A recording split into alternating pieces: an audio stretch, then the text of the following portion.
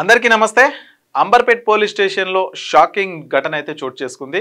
మరి ఒక ఎస్ఐ దగ్గర ఉన్న తుపాకీ అయితే మిస్ అయిందని చెప్పేసి పోలీసులు అయితే గుర్తించినారు. అంటే ఒక ఎస్ఐ దగ్గర తుపాకీ మిస్ కావడం ఏంటి, అసలు ఎస్ఐ దగ్గర తుపాకీ ఎట్లా మిస్ అవుతుంది అని డౌట్ రావచ్చు. సో ఇది జరిగింది అంబర్పేట్ పోలీస్ స్టేషన్లో. సో ఎక్కడ జరిగింది, ఎట్లా జరిగింది అనేది ఒకసారి అయితే న్యూస్ చూద్దాం. అంబర్పేట్లో షాకింగ్ ఘటన. పోలీస్ స్టేషన్ నుంచి రికవరీ బంగారం సర్వీస్ తుపాకీ రెండు కూడా మిస్ అయినాయంట.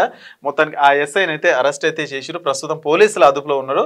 అంబర్పేట్ పోలీస్ స్టేషన్లో దొంగల నుంచి రికవరీ చేసిన బంగారంతో పాటు సర్వీస్ తుపాకీ కనిపించకుండా పోవడంతో ఎస్ఐ భానుప్రకాష్ పై కేసు నమోదు చేసి అదుపులోకి అయితే తీసుకున్నారు టాస్క్ ఫోర్స్ పోలీసులు.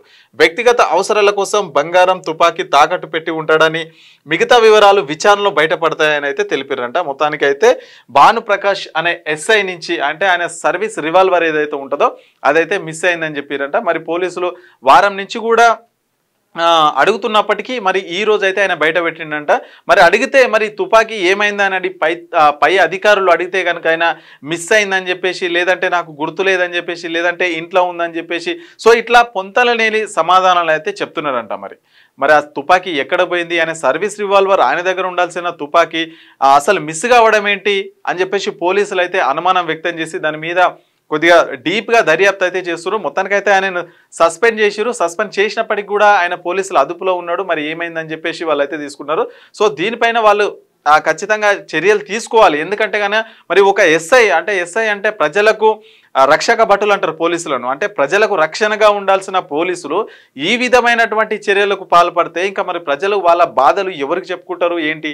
అంటే ఆయన ఎవరైతే దొంగలు అంటే ఏదైతే బంగారం చోరీ అవుతుందో ఆ చోరీ అయిన బంగారాన్ని కూడా ఈయన పెద్ద ఎత్తున ఈయన తీసుకోవడం, ఆ కేసులను లోక్ అదాలత్లో మాఫీ ఏమంటారు పరిష్కారం చేయడం, సో ఇట్లాంటి వ్యవహారాలకైతే ఆయన పాల్పడుతున్నాడంట. మరి ఆ నేపథ్యంలో మరి ఆ గన్ను ఎట్లా మిస్ అయింది, సో ఇట్లాంటివన్నీ కూడా పోలీసులు అయితే తీసుకుంటున్నారు. ప్రస్తుతమైన అదుపులో ఉన్నాడు. మరి ఇట్లనే పోలీసులే ఈ విధమైనటువంటి చర్యలకు పాల్పడితే మరి సామాన్య ప్రజల పరిస్థితి ఏందని చెప్పేసి కూడా అనుమానం పడాల్సిన పరిస్థితి అయితే ఏర్పడుతుంది. మొన్న మధ్య మనం చూసినాం 2 కోట్ల రూపాయల డబ్బులు తీసుకొని ఒక ఆర్థిక పరమైనటువంటి కేసులో ఇరుక్కున్న నిందితున్నైతే పోలీసులు అయితే వదిలేసినట్టుగా మనకు కొద్దిగా ఆరోపణలు అయితే ఉన్నాయి. మరి చూసినాం మనం ఒక వారం 10 రోజుల క్రితం నుంచి అయితే న్యూస్ అయితే చూసినాం. 2 కోట్లు తీసుకొని ఆ వ్యక్తిని అయితే వదిలిపెట్టేశాడు. సో అతను వ్యక్తి మరి పారిపోయాడని చెప్పి కూడా పోలీసులకు చెప్పిన ఆరోపణలు అయితే ఆయన మీద ఉన్నాయి. అంటే ఈయన కాదు ఇంకొక ఆయన మీద. సో పోలీసులు అయితే మరి ఈ విధంగా చేస్తున్నారు. ఈ విధమైన చర్యలకు పాల్పడితే మరి సామాన్య ప్రజలకు రక్షణ ఎట్లా ఉంటుందని చెప్పేసి కూడా వాళ్ళందరూ అనుమానం అయితే చేస్తున్నారు. మొత్తానికైతే ఆ గన్ను ఎక్కడికి పోయింది అంటే గన్ను పోవడం అంటే మామూలు విషయం కాదు. అంటే నేను చాలా వరకు అయితే వింటాను అనమాట. అంటే పోలీస్ సంబంధించి లాఠీ కానీ లేదంటే టోపీ కానీ సో ఇవన్నీ పోతే చాలా అంటే వాళ్ళకి సంబంధించిన వస్తువులు వాళ్ళే కాపాడుకోలేకపోతే ప్రజల్ని ఏం కాపాడతారు అనేదే ఇక్కడ అనమాట. అంటే వాళ్ళ వస్తువులు ఏవైతే ఉంటాయో టోపీ కానీ లాఠీ కానీ ఈ గన్ను కానీ తుపాకీ కానీ సో ఇవన్నీ వాళ్ళు పరిరక్షించుకోవాల్సిన బాధ్యత వాళ్ళకు ఉంటుంది.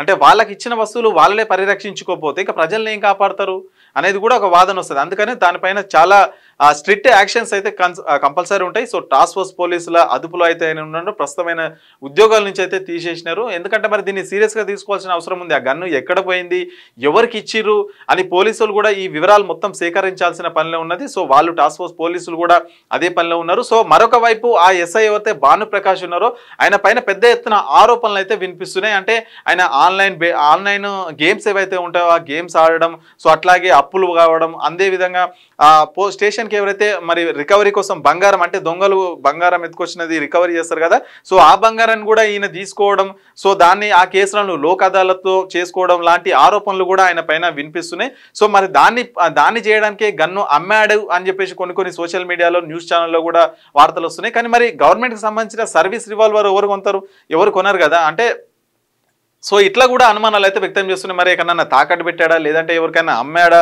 అనే అనుమానాలు అయితే వ్యక్తమవుతున్నాయి. సో మొత్తానికైతే టాస్క్ ఫోర్స్ పోలీసులు ఆ గన్ను ఎక్కడికి పోయింది, తుపాకీ ఎక్కడికి పోయిందని చెప్పేసి కూడా మొత్తం ఆ దర్యాప్తు చేసే పనిలో అయితే పోలీసులు నిమగ్నమయ్యారని చెప్పొచ్చు.